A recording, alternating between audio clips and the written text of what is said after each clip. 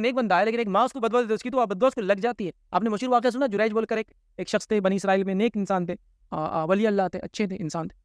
اور ان کا واقعہ پورا مشہور واقعہ کہ وہ نماز پڑھ رہے تھے اپنے حجرے کے اندر. اس زمانے میں، جس زمانے میں یہ جائز تھا کہ شہر اور بستیوں کو چھوڑ کر لوگ عبادت کے لیے گھروں سے الگ ہو جاتے، اس امت میں نہیں یاد رکھی.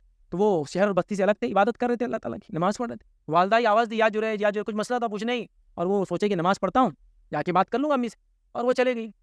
اب چونکہ وہ طے کر چکے ہوتے ہیں کہ اس علاقے سے نکلتے نہیں وہ لوگ، یاد رکھیے، جو دنیا سے علیحدگی اختیار کرتے ہیں، رہبانیت جس کو کہتے ہیں، سیلیبسی بولتے ہیں.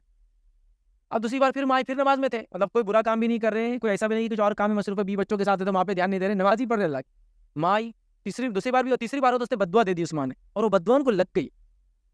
سمجھ رہے بات؟ یا واقعہ لمبا اس لیے میں نہیں رکھ رہا ہوں، تو آپ بدوا مت دیجیے، تانا اور تشنیع مت دیجیے. اس لیے کہ نبی اکرم صلی اللہ علیہ وسلم نے کیا فرمایا، حدیث میں سنی، جامع ترمذی کی روایت، آپ نے فرمایا مومن لان تان کرنے والا نہیں ہوتا، مومن لان تان نہیں کرتا ہے. لان تان سمجھتے ہیں آپ، ہر چیز کو کوسنا اور کاٹنا جس کو بولتے ہیں اردو زبان میں، ان کا ایسا ہو، یہ تو میرے لیے